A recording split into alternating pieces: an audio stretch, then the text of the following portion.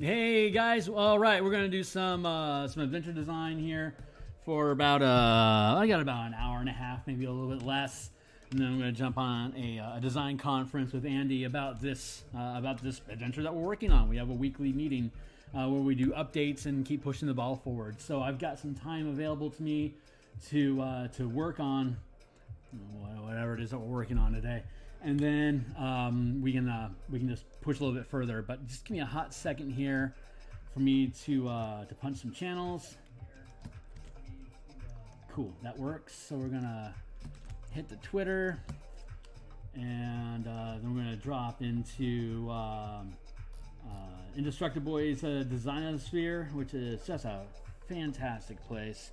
Adventure design. And then we hit here, copy, paste, and then we go to the DMsGuild sharpen knives, and we go hit that real quick. We're going to continue our work on the fortress here. We're working on text bubbles and different information stuff for the DM to be able to navigate this portion of the adventure's map. So I am almost done here. Here we go. All right, so that is good. That is good, and I've got everything in place. Okay, great. So thanks for that. Let's see. Let's go back into the crystals here of Mabar, and when we left off, let's see. We're on this map here, which is here in Photoshop, and we will adjust Photoshop accordingly as we update the text inside this adventure space. It's only 8 bubbles, and we got 4 of them written. We're working on the 5th one right now, and we'll see how far along we can get in the next 80 minutes. My goal is to have these done either tonight or by the end of my meeting with Andy, so that when I come back in the morning tomorrow, I can be working on the cemetery and working on the map for that and the text bubbles there to update all that stuff. So that's what we're working on. That's where we're going to keep going. Let's see, we got the fort resolved. We got the swampy bog where all the undead are creeping through. We've got the top side path entrance, which is here, leading off to the top side entrance to the underground dungeon. We've got the flooded ruins, which we have here.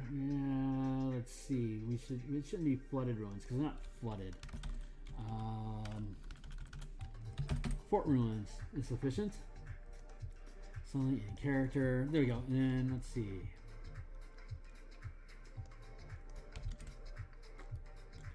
Fort.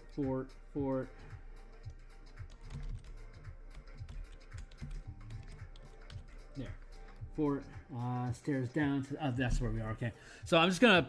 Hey, I mean, hopefully you guys think this is interesting. If anyone's catching signal, ask me questions, and just say what up. Otherwise, I'm just gonna be reading on what I have, and I'm gonna be changing the text as we go. And if the text ends up making me need to alter something on the map, we'll flip to the map and update it, and then we'll update the map back into the Word document and just keep pushing forward. So I do this. I don't necessarily know if this is fun to watch or not, but this is how I know I can get the work done, by being accountable on stream. So thanks for helping me stay accountable.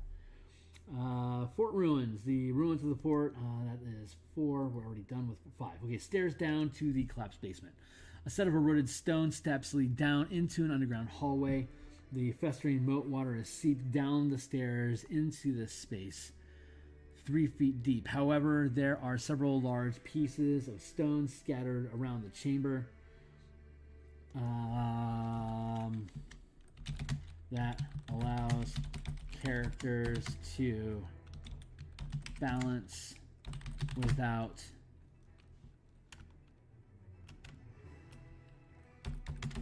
allows characters to navigate the space without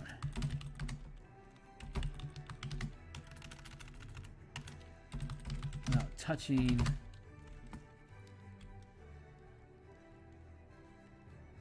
the polluted waters.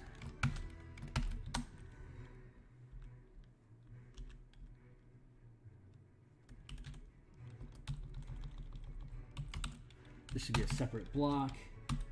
But I haven't finished the text. So one of the problems is providing narrative data, information that explores the space of it, and keeping the mechanics of the space separate from it. So that is something that I find challenging. Right now we are describing the environment, and we need to have all the technical interaction information after that. A set of eroded stone steps leads down into an underground hallway. The festering moat water has seeped down the stairs into the space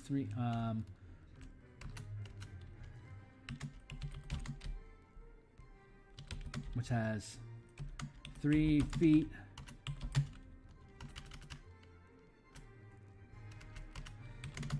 The water level doesn't rise, hasn't exceeded 3 feet deep because there's cracks in a large bay door in the western wall where water is seeping through. The bay door has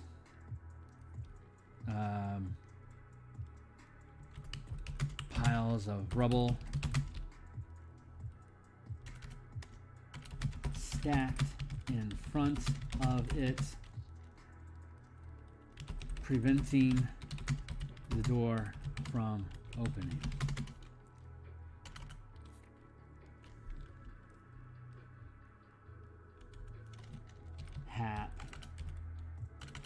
Haphazardly stacked in front of it, preventing the door from opening.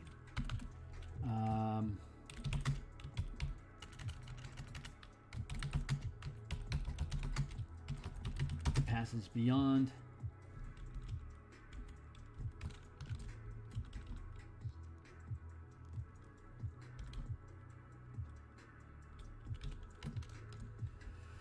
A set of eroded stone steps lead down into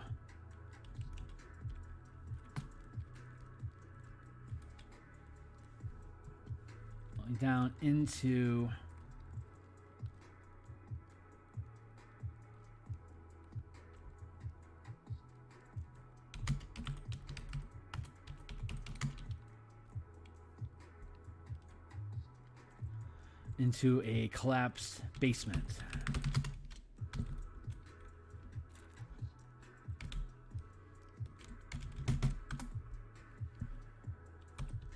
The festering moat water has seeped down the stairs, has drained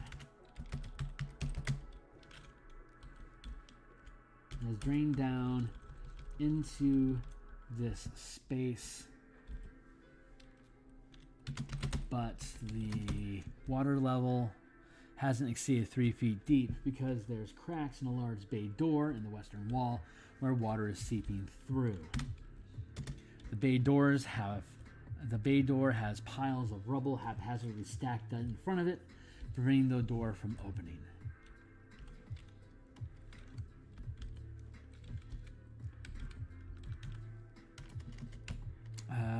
To the east,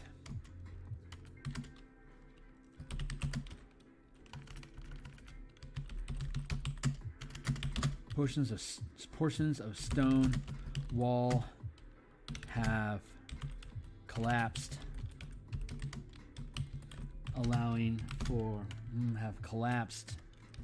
creating a slope from the rotting terrain above into this space.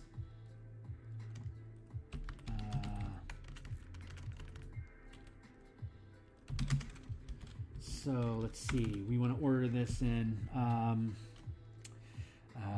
let's see, the stone stairs is first, The collapsed walls is next. The passage. Next one have the door. The bay door. Next is the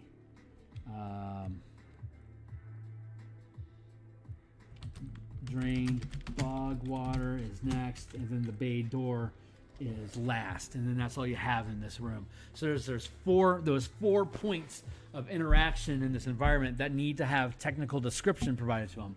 The description text is very short, and then all the descriptive text is very short, but the technical details that follow it provide the additional information for the DM to understand how players are going to interact in that space. So the stone stairs. Are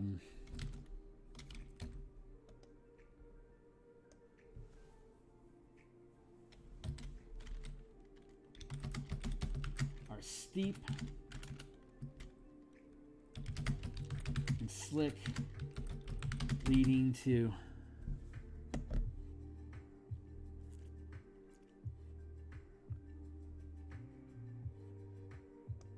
front of it.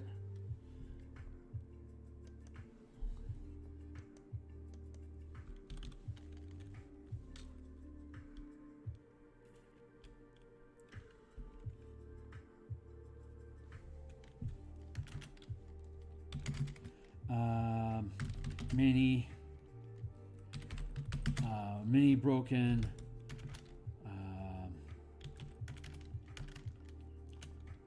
large pieces of masonry litter the room, creating spaces, creating spots. A character can hop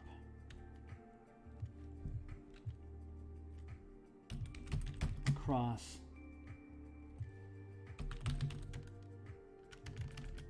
the characters can walk across without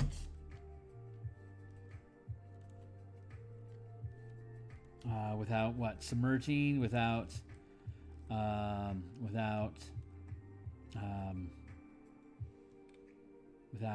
the word I'm looking for. If anyone's out there, if you can think of a better word than I can do, that'd be great. Creating spots a character can walk across without having to enter the putrid,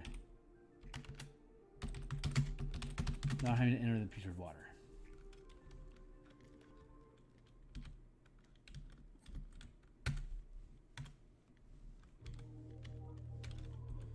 Okay, so let's see. The stone stairs are steep and slick, leading down into the draining water.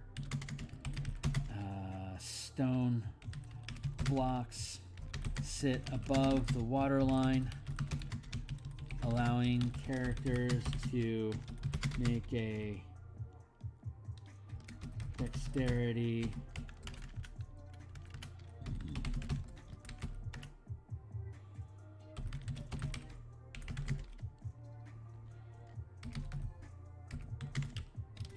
DC 10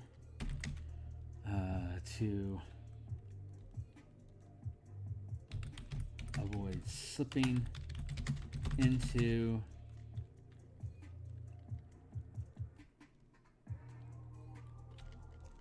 the watery sludge.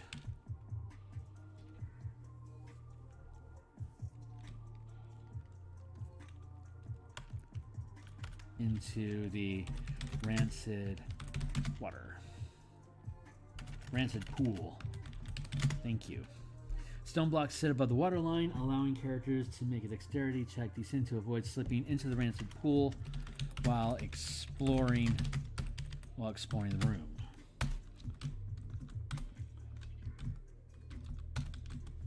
The collapsed walls to the east provides an easy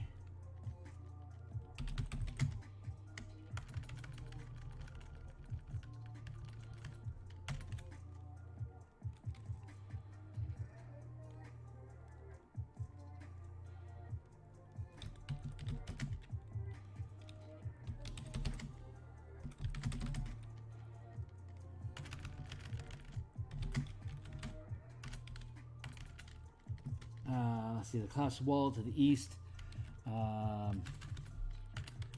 provides an alternate route in and out of this space area. Water from the ruins. The stone stairs leading 20 feet down into the draining water.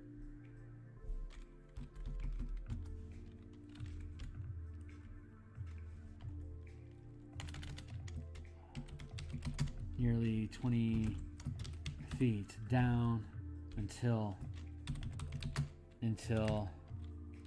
they meet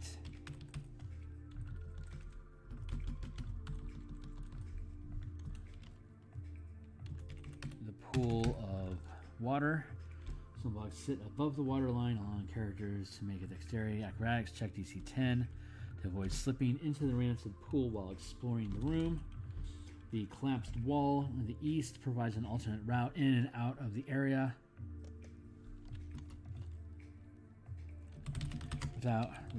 without difficulty. Rainwater from the ruins above drains through the rubble, gathering in the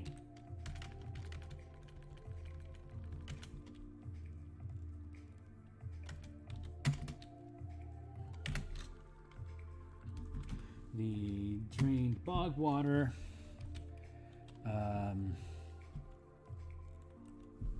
This is where I need it.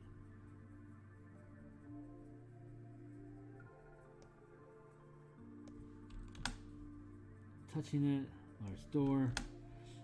There we go.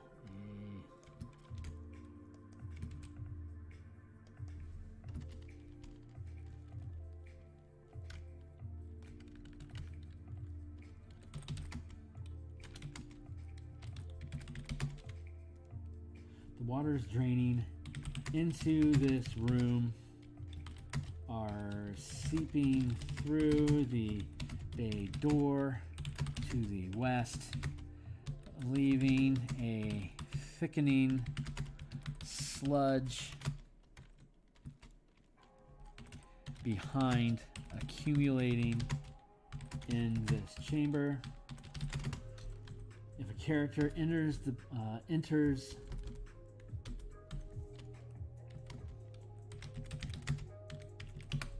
rancid pool, they must succeed a Constitution 14 Constitution saving throw, DC 14 each round. At the beginning of each round, or gain a plague mark.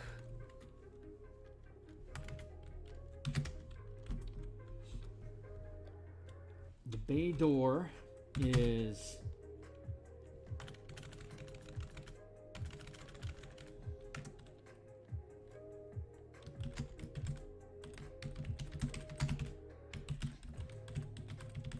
intelligence and investigation.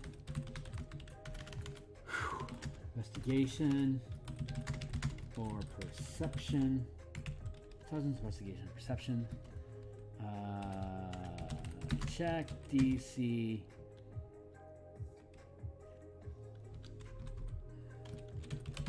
Quick inspection of the bay door shows it's designed to open outward.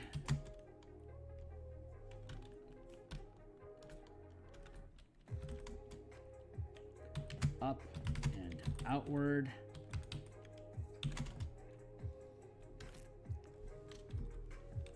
An intelligence, investigation, perception check, DC 12. Shows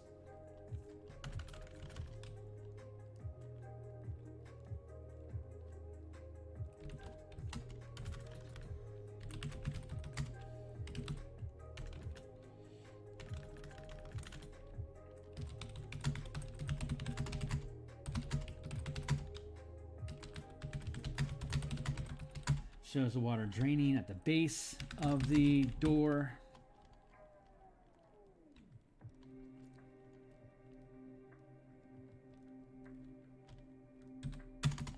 Showing the water draining at the base of the door. Whatever passage lies beyond descends at a grade because the water continues is at a lower elevation than this room because the sound of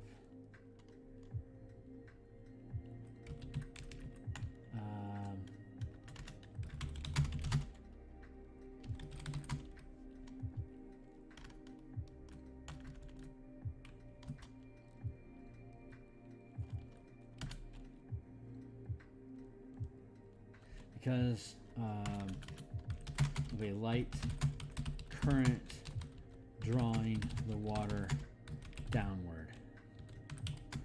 Whatever passage lies beyond is at a lower elevation than this room because of a light current drawing the water downward.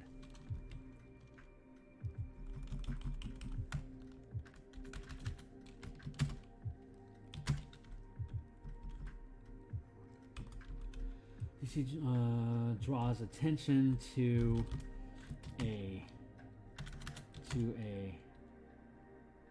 light current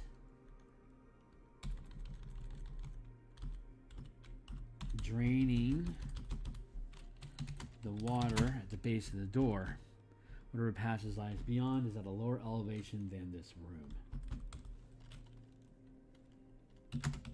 But the rocks blocking the door have been hastily piled up.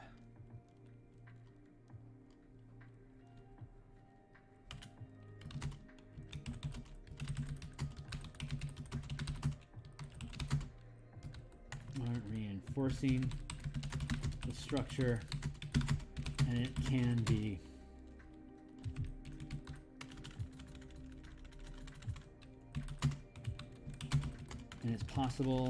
it's possible to get the door open with moderate considerable effort.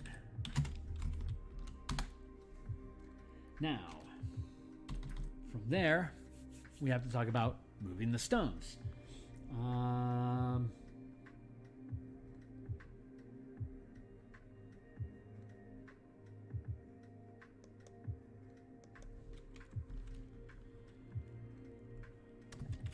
20 foot.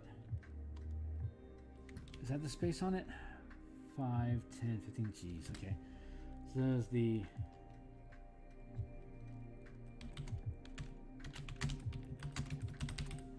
bay door.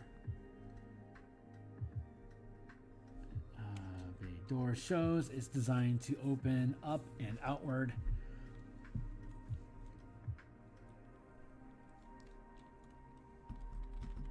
A large door across, barricade at the end of the hallway. It's going to crumble away, partially revealing.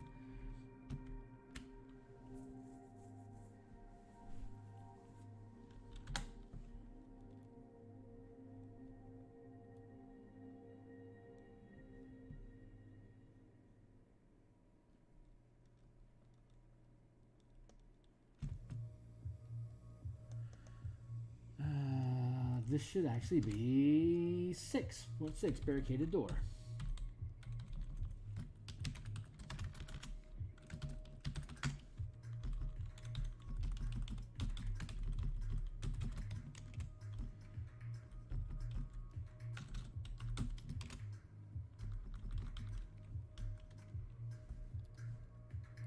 So far, so good.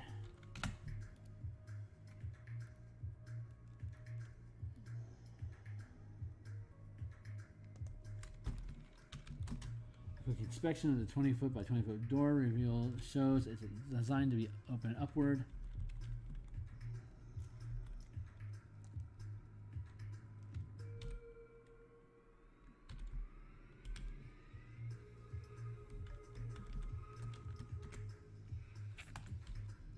But the rocks blocking the door have been hastily piled up.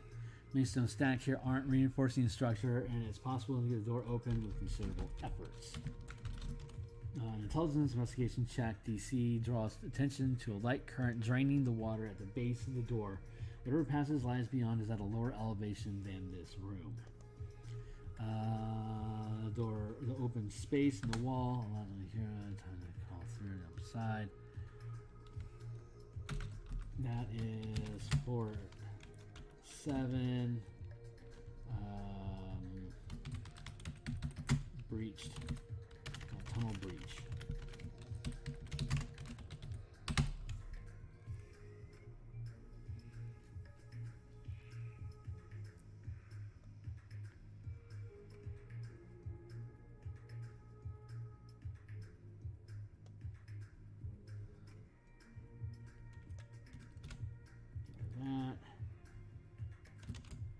There.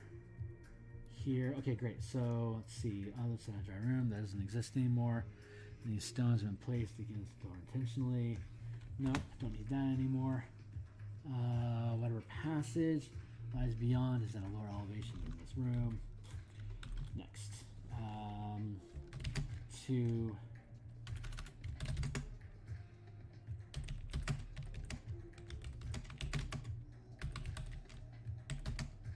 rusting iron.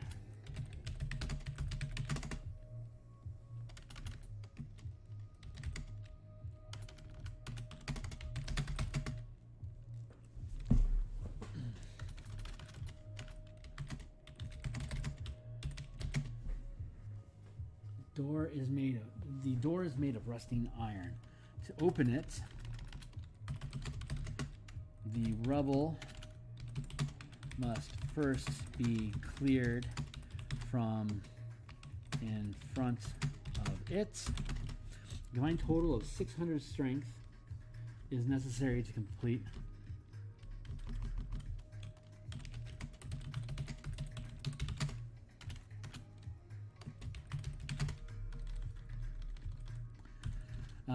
This is a fun mechanic. It's cumulative strength. Like this has 600 cumulative strength. So, for example, if you have 6 characters with 10 strength, they can clear 60 strength of debris each round for a total of 10 rounds. A single character with 15 strength will require 40 rounds. See, it's cumulative. So, as long as you exert that much strength over that much period of time, you're able to get enough stones out of the way to be able to clear the passageway. Open the door sequence. 1. Clear the rubble.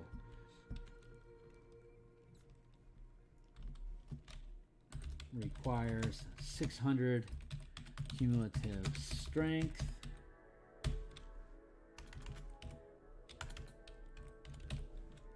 2. Open the door. Requires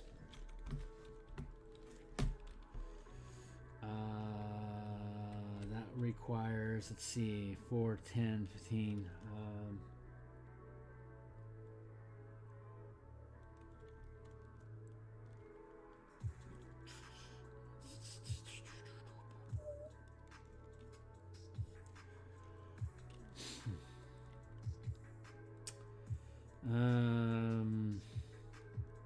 Let's see how we're gonna do this. It's a heavy door.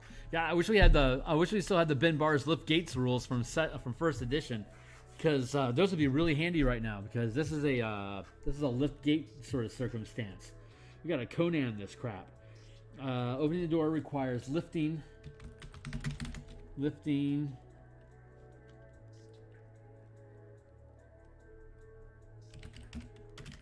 the single piece on rusted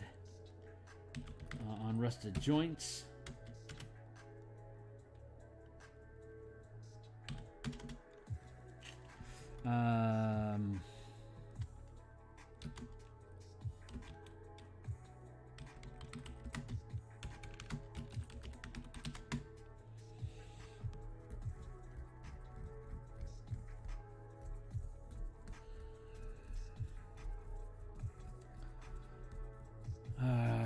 go with a combined 50 strength.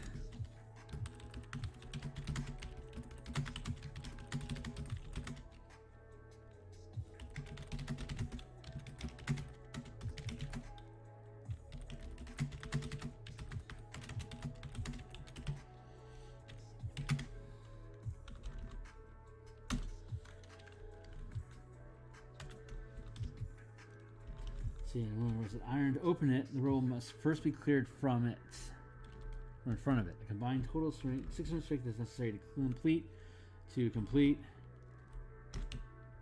Is necessary to move enough rubble aside.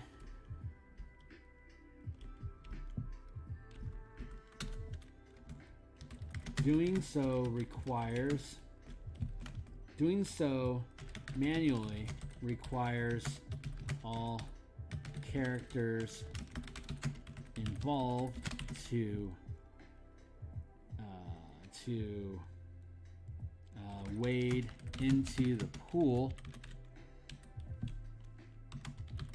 which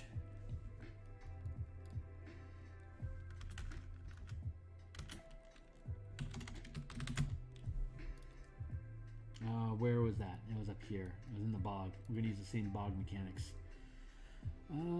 Just now, probably top side. 2.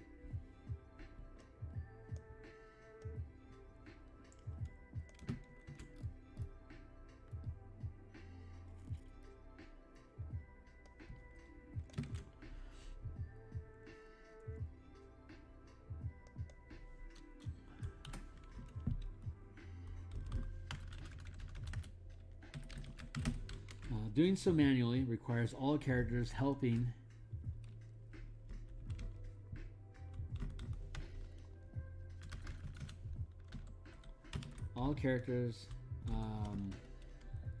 assisting in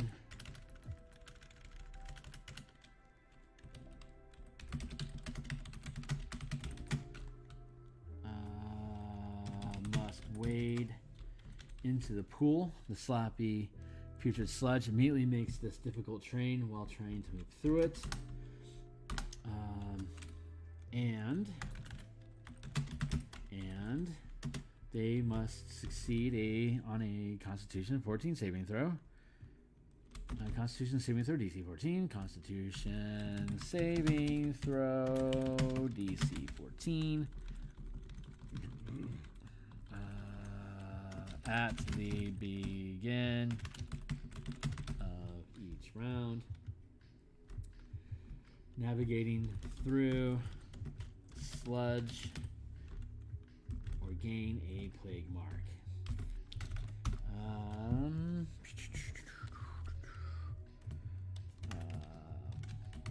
Clever characters may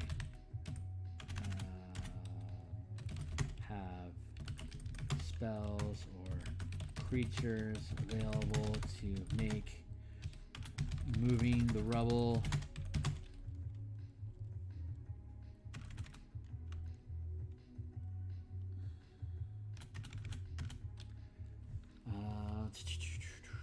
I'm just going to complete the sequence here first, and then we'll talk about characters being clever.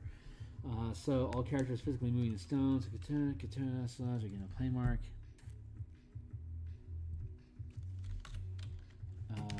Once the rubble is clear, the water quickly drains under the door, which is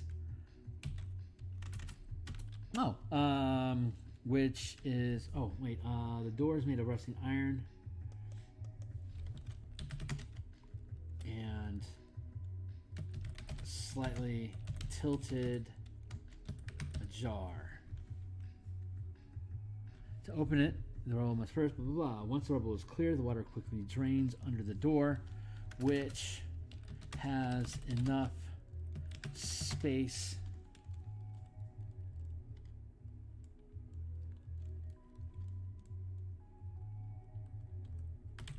to allow a small creature to slide beneath it with no difficulty,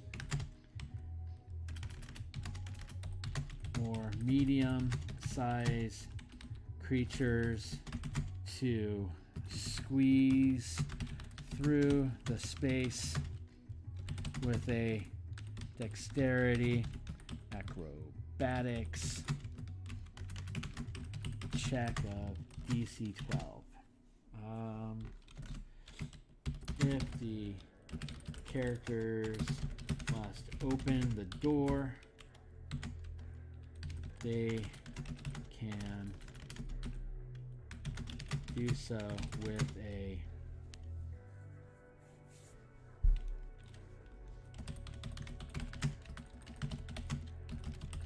cumulative strength score of 40.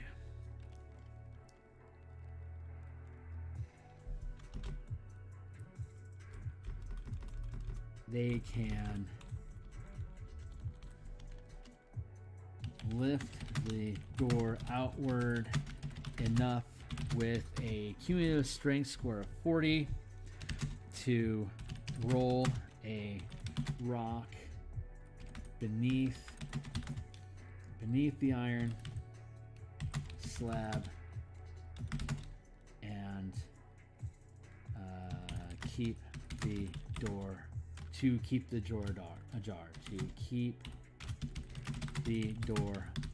ajar. So, to keep the door ajar. The DM is encourage the players to be creative in solving this puzzle. It's meant, I don't know if these comments are necessary. We're going to add them until Stuart, our editor, chews it out of us. So it's meant to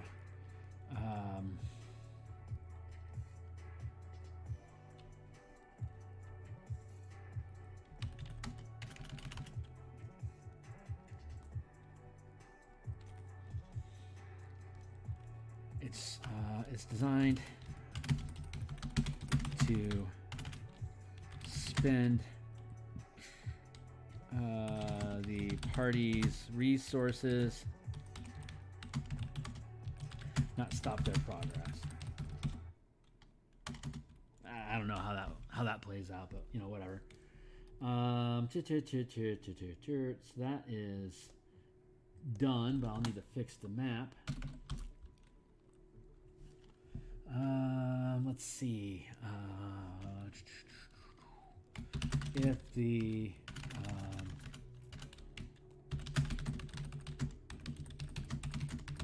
it clears the rubble, there's a 1 in 20. There's a 1 in 10 chance a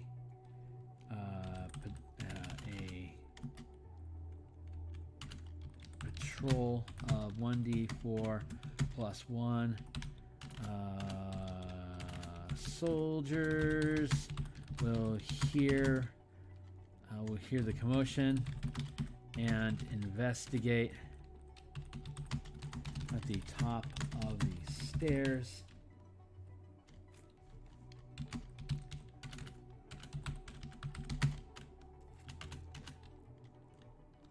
Two will run one. One will run to warn the encampment at the encampment. Warn the camp at area 1, or if they're dead from undead or characters combat, they will run to the top side entrance and return with reinforcements in 6 minutes. If the party leaves the door prop open. There's a 1 in 20 chance a patrol will notice the disturbance, will notice the prop door.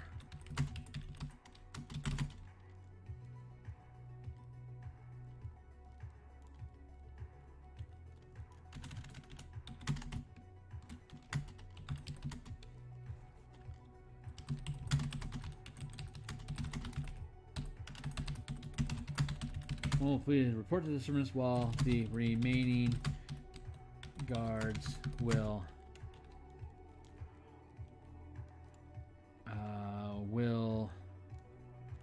pursue the characters and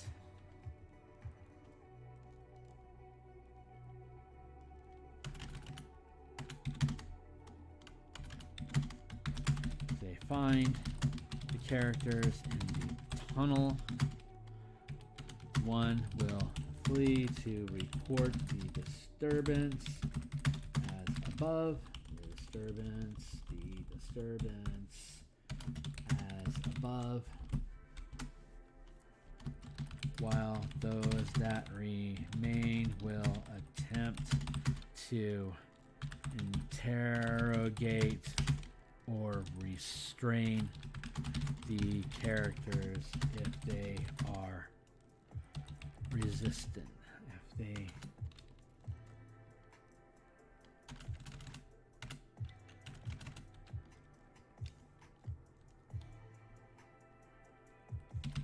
show hostility.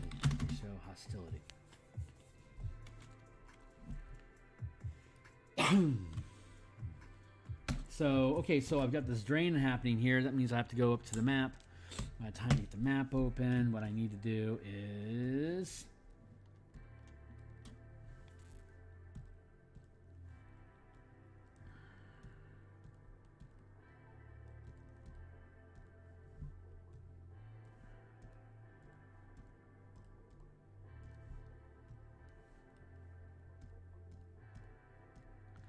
there we go.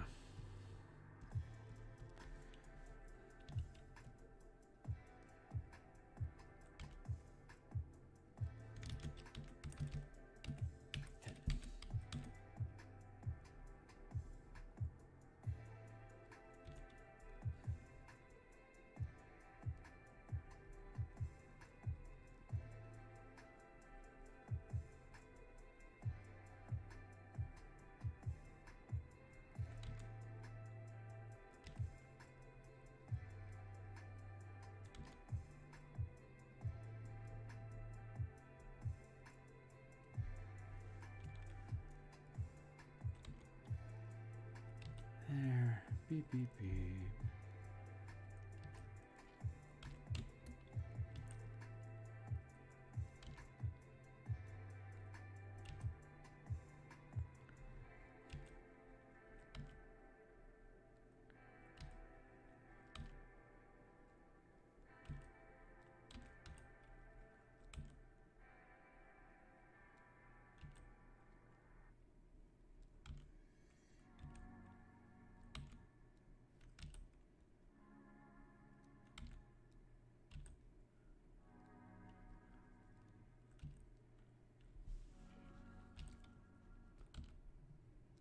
There we go.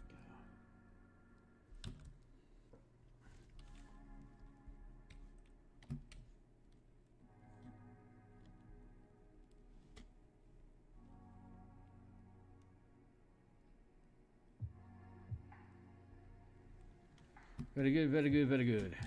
Press save.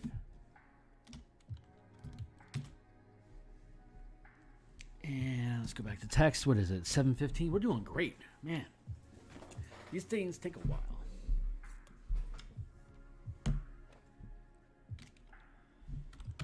Ooh, boy, how exhausting. These things take a lot out of me, man. These things exhaust me like mechanics design just never does. The mixing of narration, description, and then parsing the information between flavor text and mechanical language, and then thinking through the logic of steps of what can occur. Whew, that takes a lot of energy, man.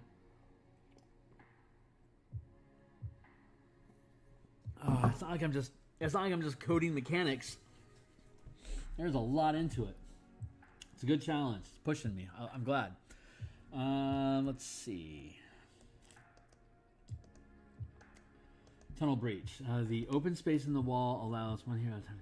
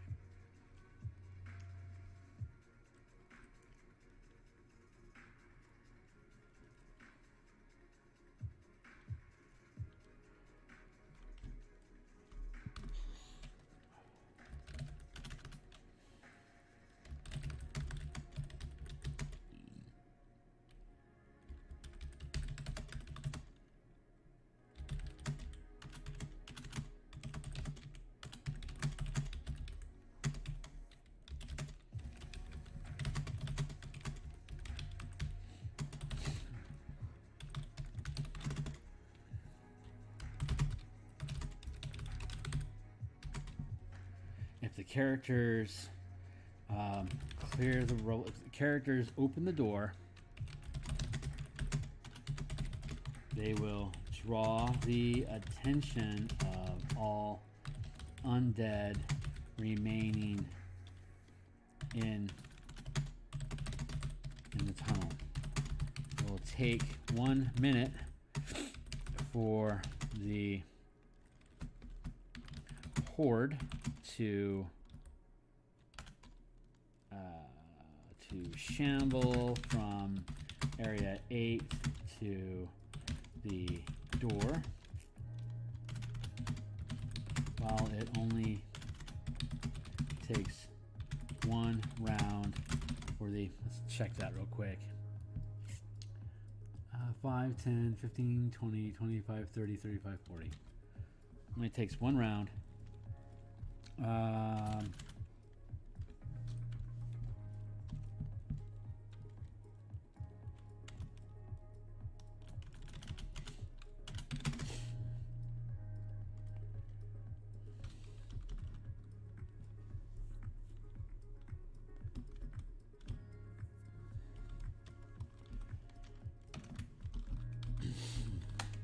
Draw the attention of all undead remaining in the tunnel. It will take 1 minute for the horde to shamble from the area, from area 8 to the now open door.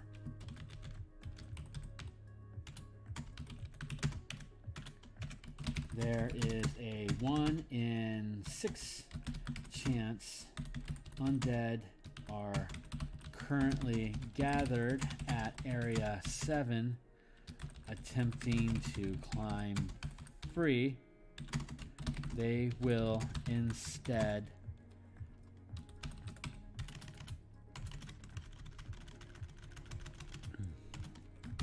if characters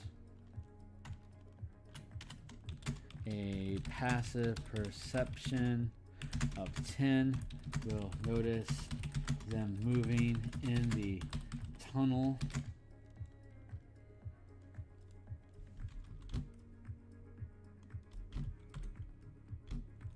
Let's go to passive perception of 12.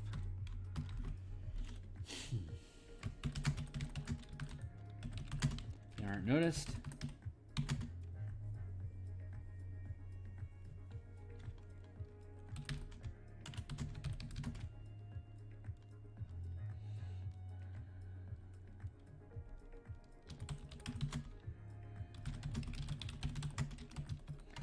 If they aren't noticed, they will attack any character crawling under the door at advantage.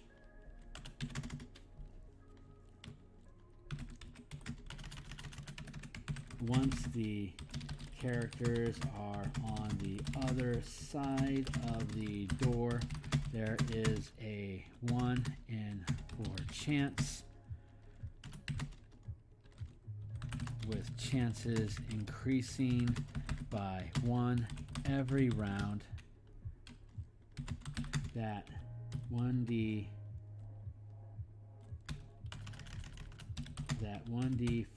plus 1, that 1d3 zombies and 1d and 0 to 2 ghouls will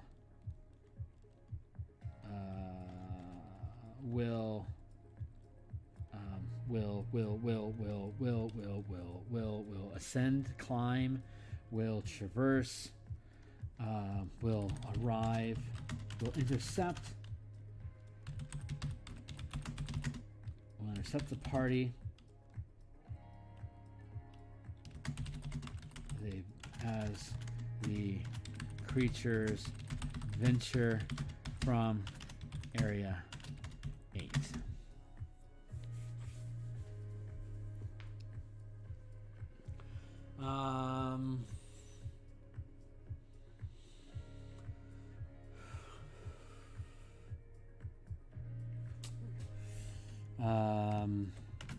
These creatures will all be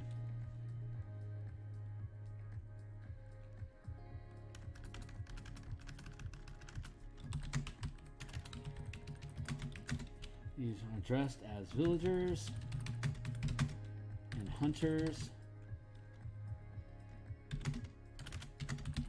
Their faces coated with crystals.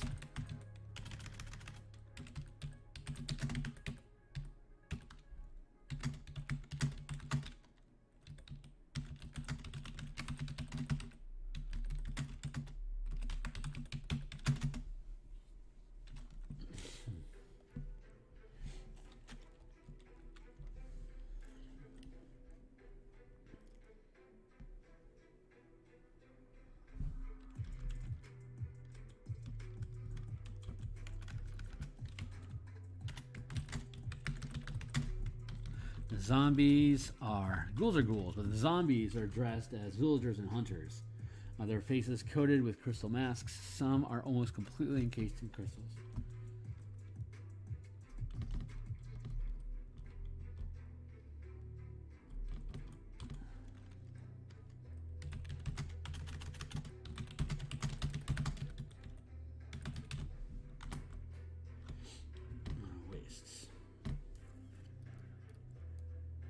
I'm going to scroll back up here to describe the undead. Swampy bug, rainwater blood, the corpses alike, fresh and ancient.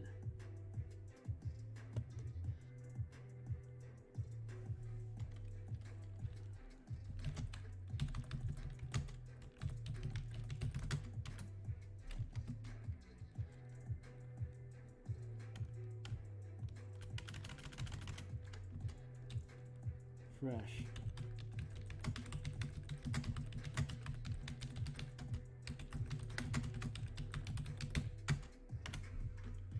Like, animate into encrusted zombies.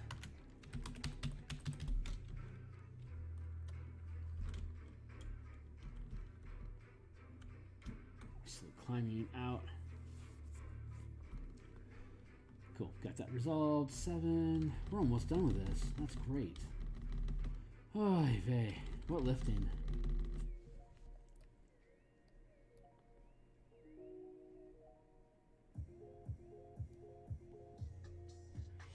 Once the characters are on the other side of the door, there's a 1 in 4 chance, with chances increasing by 1 every round. Each round, that 1d3 zombies and 0 to 2 ghouls will intercept the party as the creatures venture from Area 8. The zombies are dressed as villagers and hunters. Their faces coated with crystal masks. Some are almost completely encased in crystals down to their waists.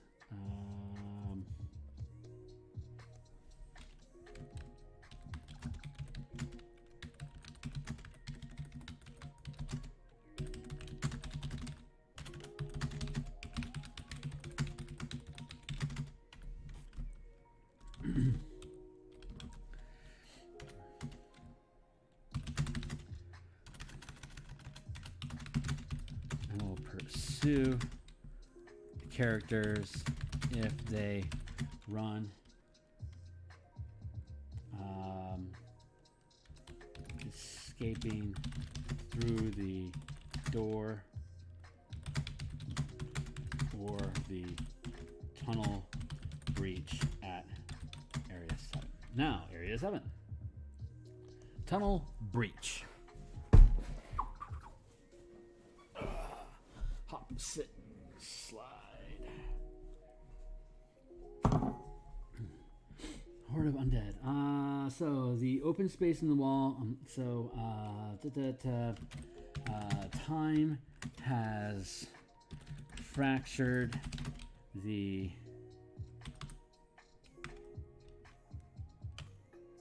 time has created time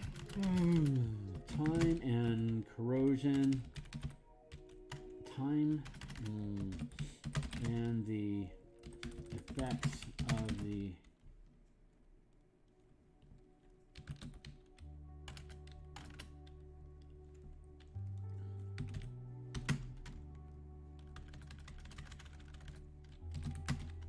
time has worn a gap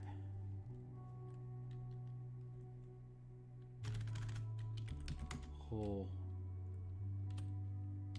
from the swampy bog in Area 2 through the ceiling and wall, of this portion of the tunnel. Time has worn a hole from the swampy bog in Area 2 through the ceiling and wall of this portion of the tunnel, large enough for a medium-sized creature to squeeze through. Currently, the rain, water, and putrid sludge of the swampy bog above drains into the tunnel along the wall and down the sloping passage to Area 8. Area 8 below.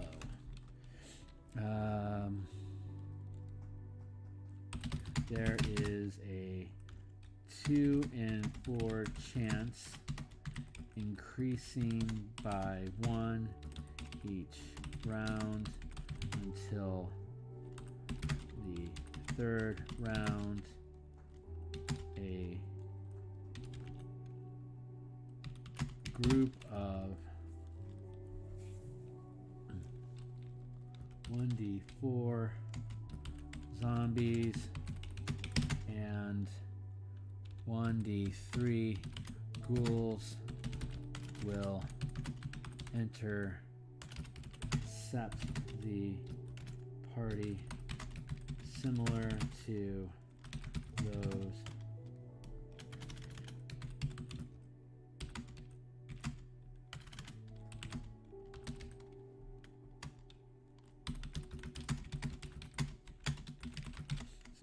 Area 6 above.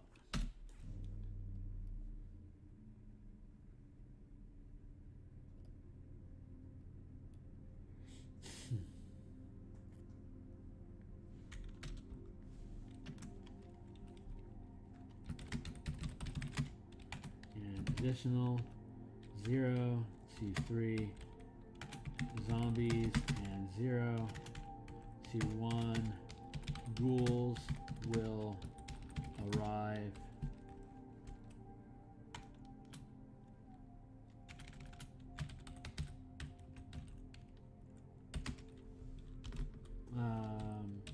There is a 50% chance each round that an additional 0 to 3 zombies and 0 to 1 ghouls will arrive and reinforce any remaining undead engaged with the heroes. Each round, the characters proceed down the tunnel, increase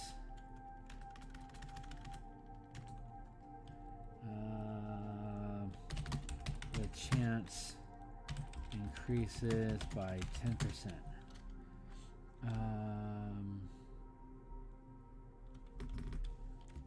The chance, this chance increases by 10% each round spent descending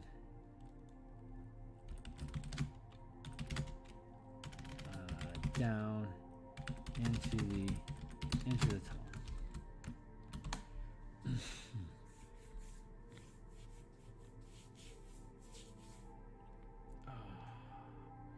6 divided by 1.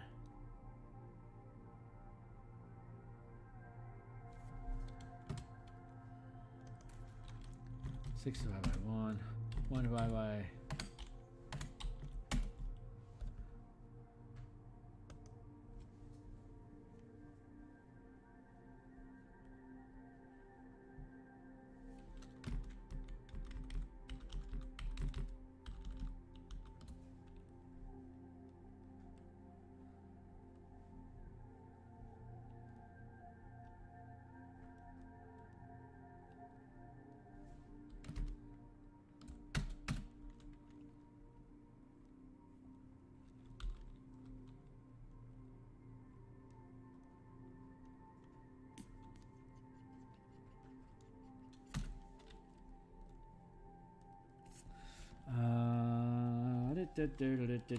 let's go down to that's good enough for there.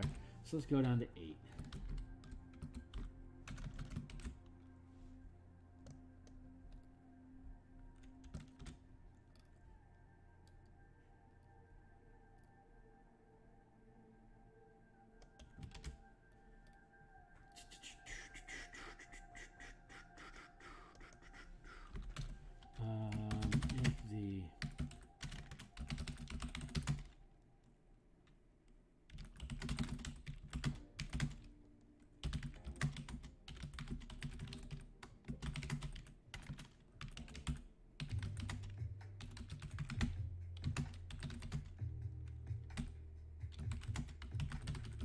Entered Act 3.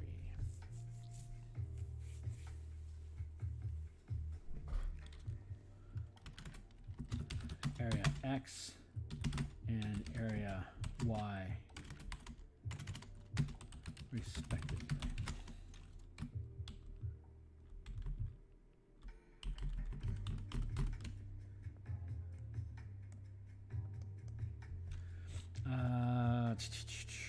Need to resolve Act 3 map and correlate area numbers on map.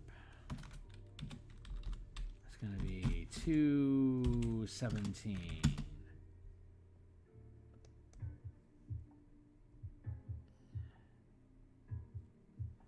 Yeah, an illustration of the top side map, and then end of scene 2, move into scene 3, upper lab maps. Cool.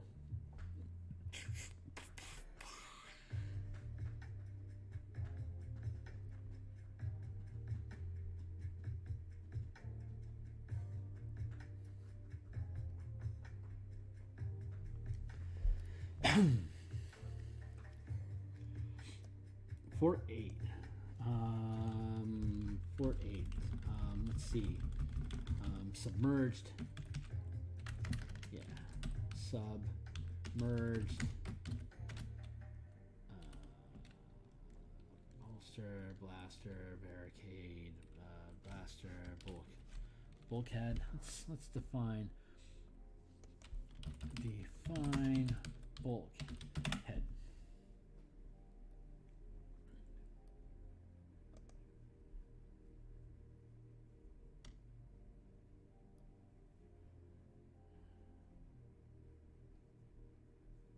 Bulkhead is not the right word. Okay, nice to know though. Partitioning wall. Submerged bunker bay door.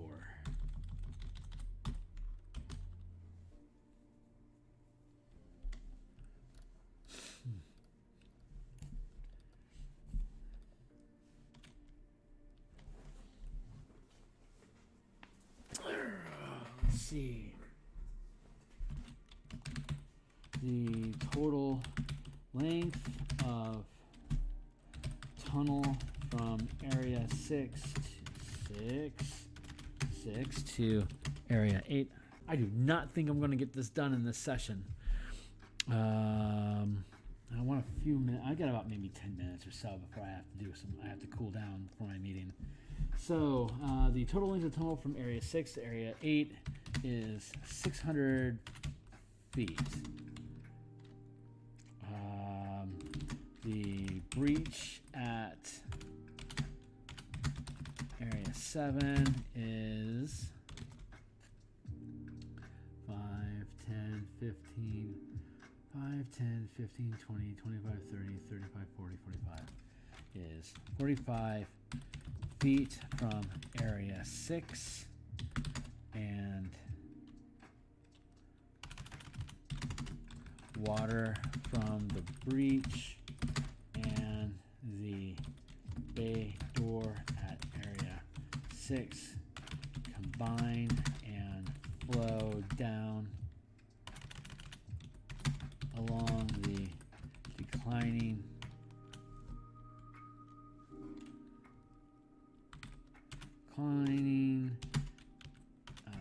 tunnel at a 16 degree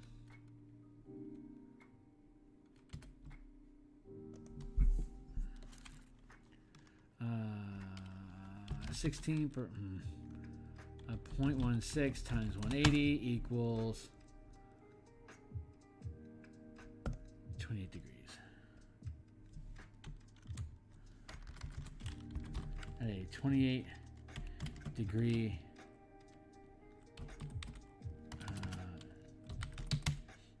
28 degree angle. This is 45 degrees. So this is 20. Yeah, that feels about right. At a 30 degree, we'll make it easy. At a 30 degree angle.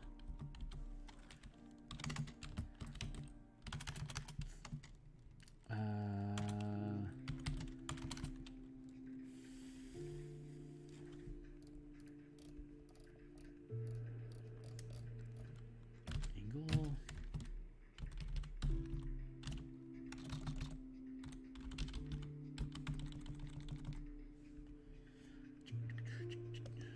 A 30 degree angle. 5, 10, 15, 20, 25, 30, 35, 40, 45, 50, 55, 60, 65, 70, 75, 80, 85, 300, 385, that's 85, 400 feet. There you go. 400 feet from the bay door at area 6. 300 feet from the breach in area 7 is where the current water line is at in the tunnel. Another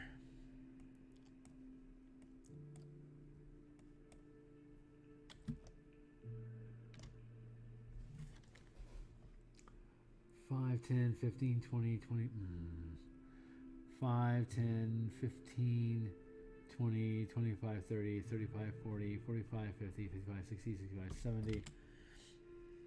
Another 75 feet further, the water line is 5 feet deep. Should be another 75. 5, 10, 15, 20, 25, 30, 35, 40, 45, 50, 60, there. 60.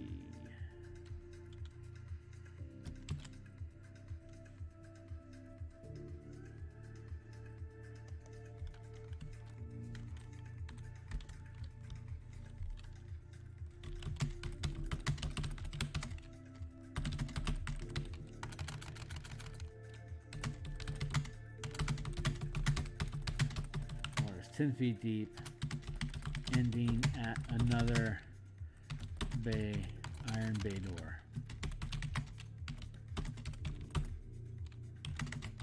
B. I need to note that the tunnel is 20 feet tall.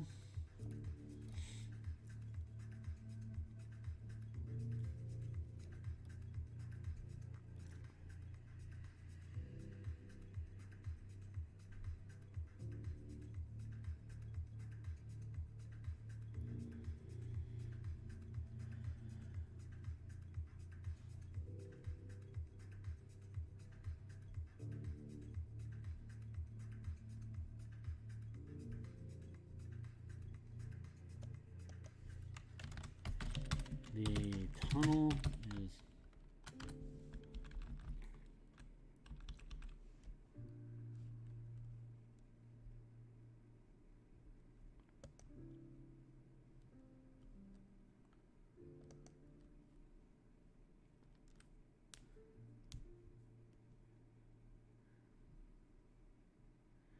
propped open.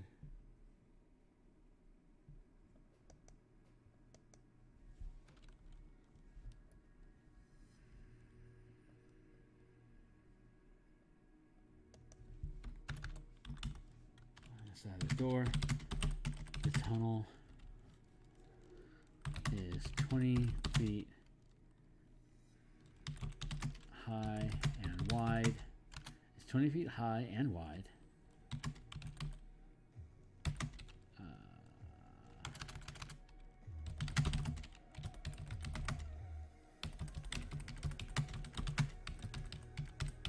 Descends into darkness at a 30 degree decline.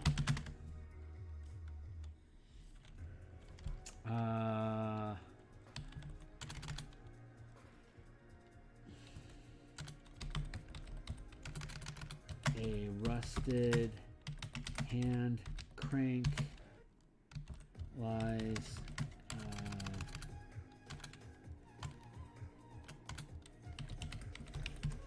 hand crank in the north wall next to the bay door has been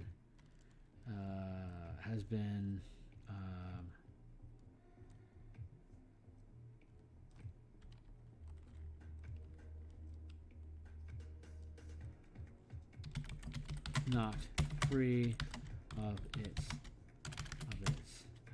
housing and requires a tinkering tools check of DC 23 to fix.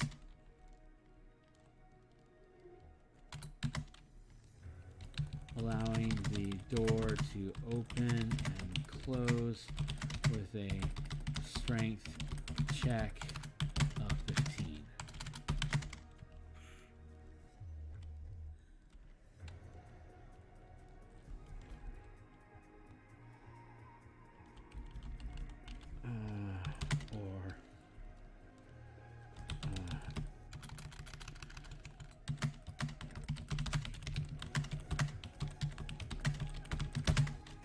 There, you can fix it. Back down here.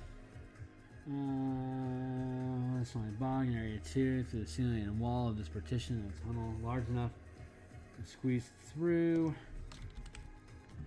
15 feet up the wall.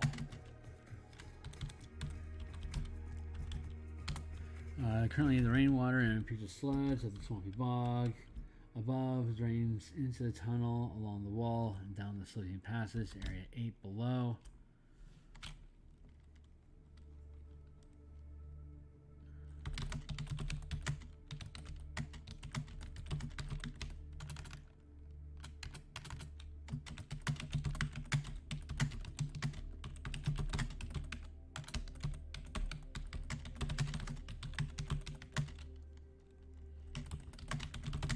Need about 1 minute each to find their way up into the crevasse to clumsily scrape their way up to the crevasse. Any characters attempting to do so must pass a strength or dexterity acrobatics check DC 15.